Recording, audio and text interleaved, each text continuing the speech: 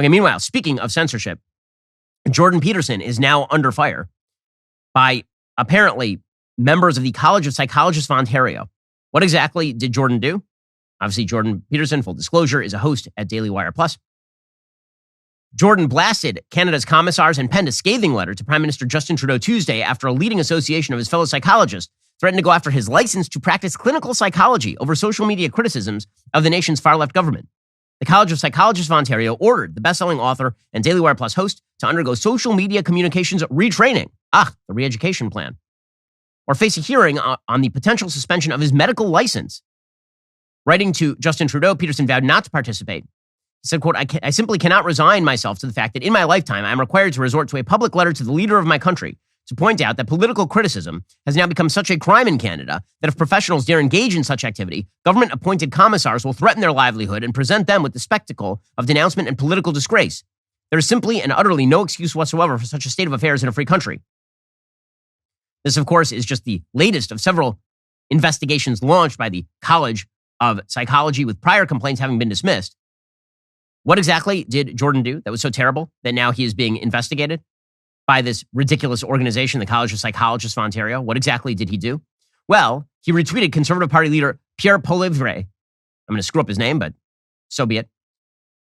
Blasted Trudeau's former senior aide, Gerald Butts, and he blasted New Zealand Prime Minister Jacinda Ardern, tweeting opposition to a plan by Ottawa police to take custody of the children of trucker convoy protesters. He also told Joe Rogan's podcast audience that accepting radical gender theory is a sign of civilization collapsing, and also said that climate change models are unreliable. So apparently, this is enough for the college executive director to review the tweets and a transcript from Peterson's appearance on Joe Rogan and determine that this warranted an investigation. The probe has now been expanded to include subsequent social media posts by Peterson, including a May Twitter post in which he said that Sports Illustrated putting plus-size swimsuit model Yumi Nu on the cover was not an example of beauty. All Jordan wrote at that point, you remember this big controversy, he wrote, "Sorry, not beautiful, and no amount of authoritarian tolerance is going to change that." He also tweeted that the movie star Ellen Page, who now goes by Elliot Page, is actually a woman. This particular college, by the way, it sounds like a private organization. In Canada, that's not the way that it works. The college is a government-regulated association that regulates and has the authority to sanction psychologists ostensibly to protect the health and safety of workers and the public. Peterson charged that the Ontario Professional Organization has been hounding him since 2017. He said, "I was never investigated for anything for the 20 years I practiced prior to my emergence on the public scene. But because the college is obligated to probe any written complaint filed against a member, Peterson says that he's been buffeted with investigations, many of which were prompted by anonymous calls. One accused him of being transphobic, sexist, and racist for pointing out an article from Crisis Magazine accusing the transgender movement of targeting autistic children. Last year, Peterson was taken to task by the college after telling a scientist who said overpopulation was a threat to the planet that he was free to leave at any point. The college opened an investigation, and Jordan declined to cooperate. He said at the time, "Take whatever steps you deem necessary. I'm simply not going to spend the hours and days required to undergo the unbelievably stressful process necessary to respond to this formally, because one of the millions of people who follow me on social media took offense to one thing I said at one point." Now, again, one of the reasons that they are targeting Jordan is to shut everybody else up. Jordan has a big enough platform that it's very unlikely that he's going to end up being banned from the practice of psychology in Canada by the College of Psychologists of Ontario. But the whole point is to shut everybody else up. The people have less of a platform than Jordan. And this is the point on Twitter as well. It's to intimidate people into silence. You ban a few accounts, and then you get everybody else to shut up.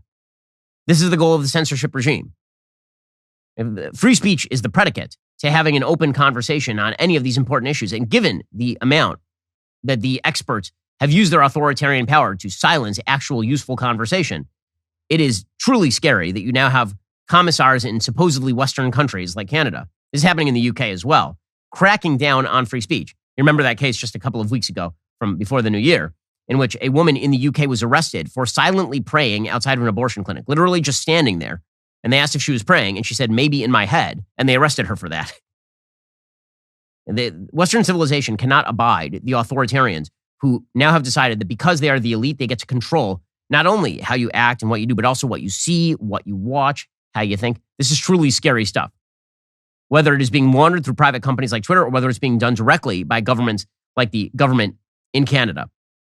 And good for Jordan for standing up to it. I'm glad Jordan does this sort of stuff because, frankly, if Jordan didn't do it, who else would be left to stand up against this sort of stuff? Alrighty, guys, the rest of the show is continuing right now. You're not going to want to miss it. We'll be getting into Ron DeSantis' new inaugural address. Is it his presidential pitch? If you're not a member, become a member and use code Shapiro at checkout for 2 months free on all annual plans. It's a hell of a deal. Click the link in the description and join us.